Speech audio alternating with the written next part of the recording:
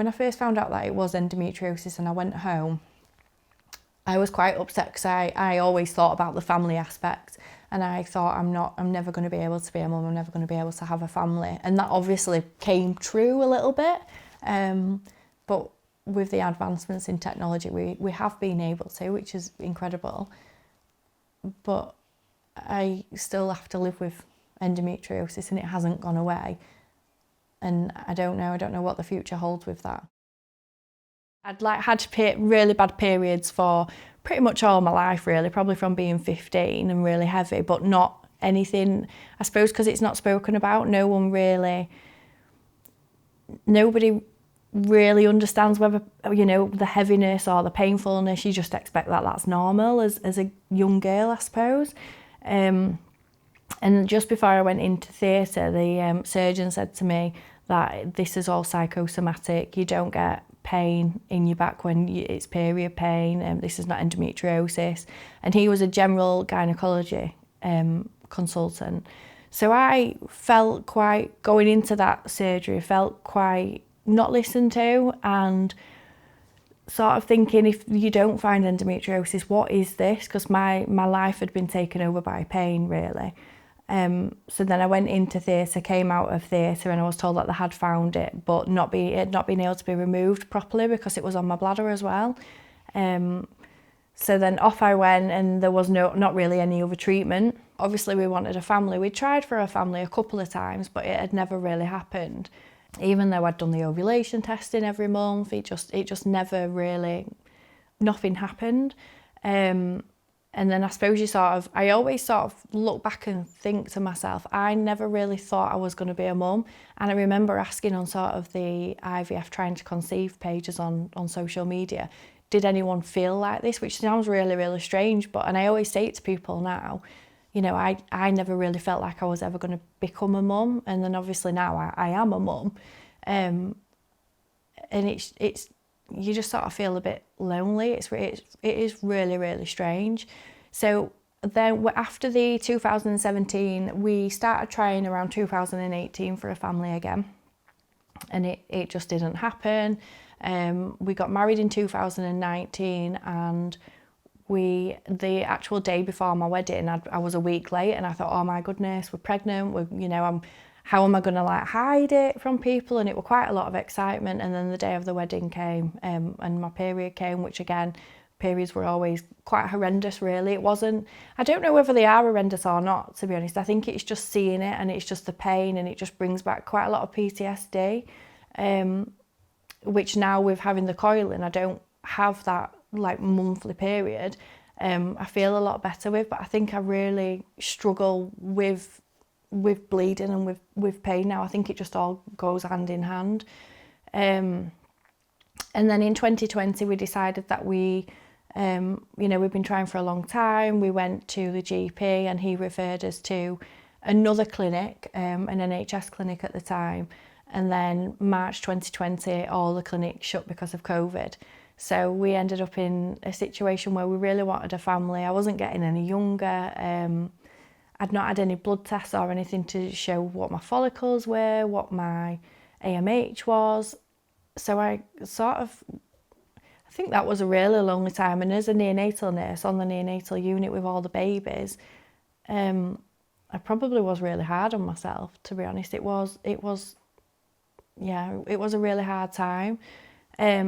Luckily, Care Fertility had put out a podcast, and it said that they were opening the clinics back up, and I got in touch with our GP and asked, could I be referred to Care at Sheffield? And that's what we did. And within a month of seeing them in the July, I'd had blood tests, and within a month in August, I'd started my treatment with Care. I think the injections as well, even though I am a nurse and I inject, I don't inject myself, and I also have got that little bit of, I think overall I've figured out through the IVF that I am a control freak. I really, really struggle with Jason doing anything. So I wanted to inject even though I didn't want to inject. So I did all my injections. And I think when you go into IVF, it's a bit of hope, and it's quite a lot of hope that I am going to get pregnant and it's first time, and there's just been some sort of issue, and I'd read a lot about endometriosis, and it's more that your tubes are damaged, and it's not. I'd had the test where they checked my tubes, and my tubes were clear. But I'd read that the damage with the endo is probably killing off the egg before it could actually get anywhere. So I had a lot of hope for that first sort of IVF round. We retrieved 9 or 10 eggs that round, which was amazing. Jason's sperm count was a little bit lower than what they'd wanted. He had quite a few sperm tests, and in the end it was fine, but whether it was stress related or anything, but he literally wasn't allowed in a hot bath, he wasn't allowed in a hot tub. We were really, really strict. I did acupuncture every single week. We spent a fortune on everything. I had castor oil packs on my stomach, just anything that you can find for IVF I did. Only drinking hot water. I never had a cold drink because endometriosis, I'd always read that it needed to be warm, and like my feet are always cold, so I always had socks on.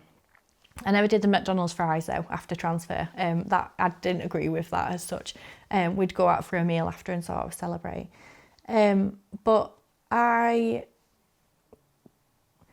don't know, I suppose I just went into it really naive, to be honest. And I think that was probably my downfall. At this point, we'd got 4 embryos frozen, and hopefully these 4 would work. Obviously the first one was going to work. So then I had a month off, and then I think it got to the October, I had my first transfer as a frozen transfer. Went home, obviously thought, I'm pregnant, I'm going to have a baby out of this, as you do. And I got to about 9 days. I always tested early. I was always really, really bad for testing early. I got to 9 days post-transfer, and I was dying to test, so I tested. And I got 2 pink lines, and it just was like, oh my goodness, I'm pregnant, and it felt really surreal, and it was such a happy time. But then within sort of 5 days after that, just around sort of time when you should have tested, I was actually on an epidural study day, and I didn't particularly know anybody. We had masks on, we had goggles on because of COVID. I just went for a toilet break, and I was bleeding, and I was in quite a lot of pain, and I sort of sat there and didn't really know what to do, so I stayed for a full day, because I think women don't really speak about the bleeding a lot. And now who was in that room I could have really, really spoken to, and they would have really understood it. I realise that. But I come home, and I remember just getting in bed and just sobbing, because there'd been more blood at this point, and I'd got a sanitary towel on, and I knew that I'd lost the pregnancy. During all this time before we sort of started the IVF, I'd done the ovulation testing, and pretty much I always ovulated. My cycles were like up to 30 days. I knew dead on when I'd ovulate. We had sex every other day, as the GP had told us. We tried all the different things, all the myths, and nothing ever worked. So we went again with another transfer, with a little bit more on board. And again, I got pregnant, and this was sort of a bit of a running joke with all my friends at this point the friends that had done IVF. I'd got quite a few friends out of doing IVF at this point. I'd set up a Instagram page, and I did find that really, really helpful to be able to be with like-minded people and also some understanding. And yeah, 5 days after sort of test day, again, I started bleeding. So I was like, yeah, there's something this just it can't be right, and I probably did go into quite a lot of a depression, really. I'd had some counselling at this point with Care, and that did help, but I think I was just really determined that I wanted a baby. And I think as soon as you had the miscarriages, you sort of want to replace that pregnancy, which sounds really really strange. It's like a real desire, and I'd do anything, I'd stand on anybody to get to where I wanted to be in this situation. So then in October we went with another transfer, and again I got pregnant. And then at this point I'd asked for extra progesterone, so I was injecting Lubian. I was doing probably triple amount of pessaries, but again I had another miscarriage very early on, probably around 7 weeks. Never even got to a scan. So at this point, I'd never had a scan with an actual live pregnancy being able to be seen on the screen. I just had the pictures of the actual embryos.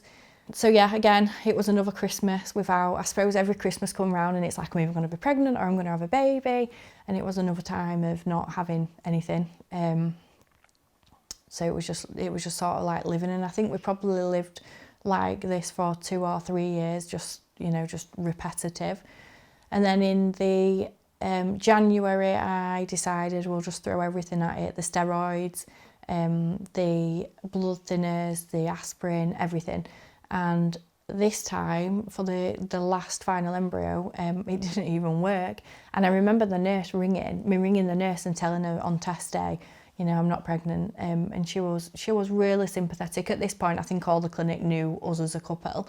And I was like, actually, I feel that this is probably the better of the situations. And she found me really strange, and she was like, are you really sure? Do we think we need to get the counselling on board again? And I'm like, no, I actually feel really well that I've not lost a pregnancy this time. I felt like the embryo must have not been right, the environment must have not been right. But we'd used our NHS cycle at this point. We got one cycle for where we lived. We booked a holiday. We went to Mauritius. I chose a Zika-free country because of, it may happen naturally. And on holiday, typically, my period came just to ruin my life, like endometriosis always did.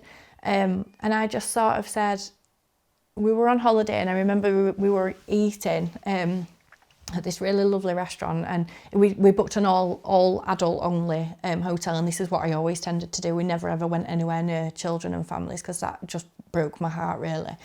And I just sort of just remember saying across the table to Jason, why don't we try again? Why don't, we did a short cycle that first time. Why don't I do a down-regulated long cycle for IVF this time? What are your thoughts? Should I ring the clinic? And I didn't get any different treatment with Care, with it, NHS or payment. They were always really lovely. And we had Dr. Petzers, who I would give my life to, because he really, he was brilliant, really, really brilliant. I didn't stimulate as well this second time, but I think they were a little bit wary because of the first time, and they knew me well enough. So I remember feeling really, really low actually about how many embryos I was going to get, because I didn't have as many, there wasn't as many follicles this time round. I got 9 eggs, and I just always laugh when they're in theatre because they're like, what's your pain? What's your pain? And it is horrendous. But I would just say, I'm not telling you my pain score. Just tell me how many eggs you've got and just get everything that you can get out, because I was a desperate woman really. I know that sounds really, really strange, but I was really desperate for a family. And then it got to transfer day and I was really well, and in comparison, I was so well, it was unreal, and it felt really positive. And I think because I was in a better, don't get me wrong, I was still really, really low, but I was in a better mindset. We'd been on a really lovely holiday. We realised that we had a really lovely life, and I stopped the not planning, because I stopped planning my life. Well, what if we're pregnant? What if we're pregnant in 6 months? We can't do that wedding, we can't do this. And I'd stopped doing that. I'd started saying yes to things. And I always say that to IVF people now, and trying to conceive, that you've just got to carry on with your life. You just cannot stop your life for a potential and a what if. So I retrieved nine eggs that time, and we ended up with 5 embryos, so more than the first time, even though my numbers were lower. And I know, in the IVF world, they always say it's quality over quantity, and it is true. I know, looking back now, it really is true. It was, I think you just want more, and so you've got more tries. I got a positive pregnancy test, which was amazing. What wasn't amazing was I started bleeding again. I rang up the clinic and said, I am in absolute agony, much more pain than what I've ever been in throughout all the miscarriages. It's definitely a miscarriage. What should I do? And they got me straight away So we went for the scan and she turned the screen round and she said, oh, I'm really happy to tell you there is a baby there. So we'd seen this baby, but there was no heartbeat. And I was like, is this normal to not see a heartbeat at this time? She said, it can be. And we had a wedding the next day, and at this point I'm still on the steroids. I'm so puffed up, it's so obvious that there's something going on with my body.